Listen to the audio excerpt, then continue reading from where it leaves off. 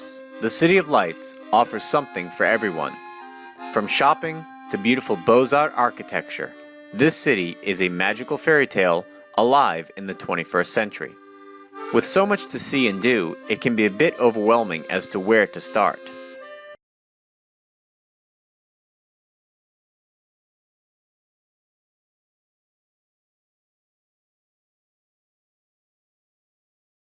Now, let's count down the top 10 attractions that are a can't miss during your visit to this magical city. At number 10, the Pantheon. Located in the Latin Quarter in Paris and a short walk from Jardin de Luxembourg, this one-time church now functions as a secular mausoleum, housing the remains of some of the most distinguished French citizens, including Victor Hugo and Marie Curie. But it's not what's located underneath the Pantheon that's a must-see attraction. The 360-degree panoramic views of the city are some of the best in all of Paris. And with shorter wait times than that of the Eiffel Tower, visiting the Pantheon can save you valuable time if you're on a tight schedule. At number 9 is the Arc de Triomphe. Located at the western end of the famous Champs-Élysées, the Arc de Triomphe is the linchpin of the historical axis which extends from the Louvre to the Arc.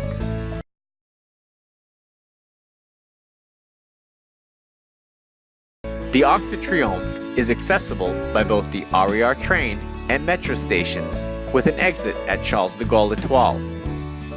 A lift takes visitors to the top, where you can enjoy a small museum of the Arc and, of course, take in some breathtaking panoramic views of the city. At number 8 is the Tuileries Garden. Located between the Louvre Museum and the Place de la Concorde, this public garden is a great place to take a break and relax after a long walk down the Champs-Élysées or after a long day of visiting the Louvre. It also offers a number of activities for children, giving parents a chance to relax.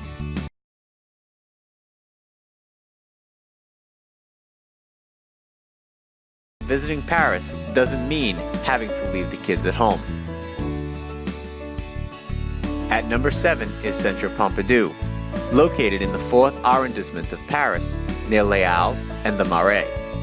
Centre Pompidou is the largest modern art museum in all of Europe. The Place Georges Pompidou, which is located in the front of the museum, is famous for its street performers, and in the spring, it is home to miniature carnivals featuring a wide variety of bands, caricature, and sketch artists. Just the thing to keep the kids happy after a long visit through the museum. Number 6 is Versailles. While not centrally located in Paris, if you can only fit in one day trip during your visit, make it to the Palace de Versailles. Located 30 minutes outside of Paris via the RER train, Versailles is the most luxurious and historic royal chateau in all of France. Be sure to do your research on the many things to do while at Versailles before you go, as it is so massive that you are sure to miss some hidden treasures if you are not prepared before your trip. For people with a limited time in Paris, you should consider skipping this attraction, as it does eat up a full day of your time when visiting Versailles. Number 5 is Sacré-Cœur. A popular landmark located at the summit of Montmartre, Sacré-Cœur is the highest point in the city, and as a result, offers some of the best views in all of Paris. And the best part is, it's all free. Sacré-Cœur is also a great stop after a long walk through the streets of Paris, where you can enjoy a picnic underneath this incredible church while basking in the panoramic views of Paris.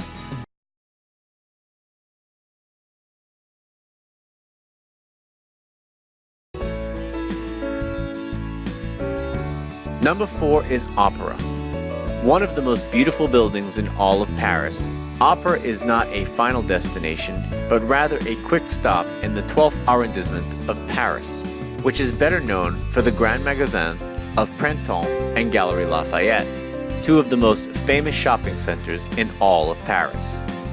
What makes Opera such an attractive stop is that it is a nice alternative for those to enjoy the cultural side of Paris while others venture off shopping. Opera is also adjacent to the Paris Story, which is an amazing historical tour through Paris, fully realized in 3D movies and a miniature replica of the entire city. Number 3 is Notre Dame. Probably the most well-known cathedral in the entire world, thanks in large part to Victor Hugo's novel The Hunchback of Notre Dame, is located on the eastern half on the Ile de la Cité along the Seine.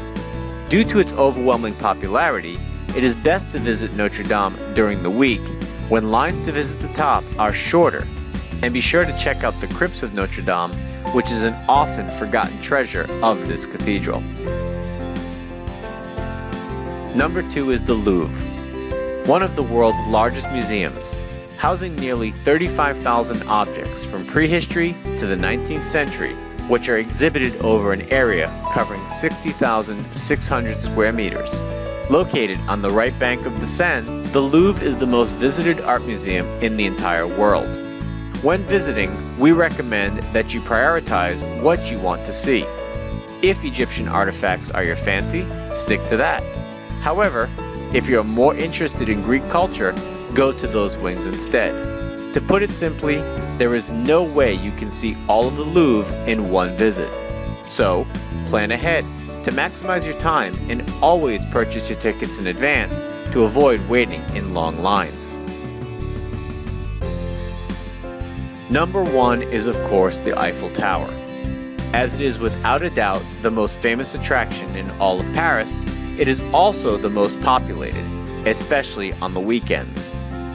So, it is best to visit the Eiffel Tower on weekdays, and you must book your tickets in advance if you want to travel to the top of the tower.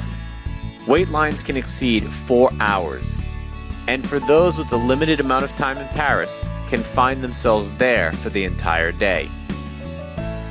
These were our top 10 attractions in all of Paris.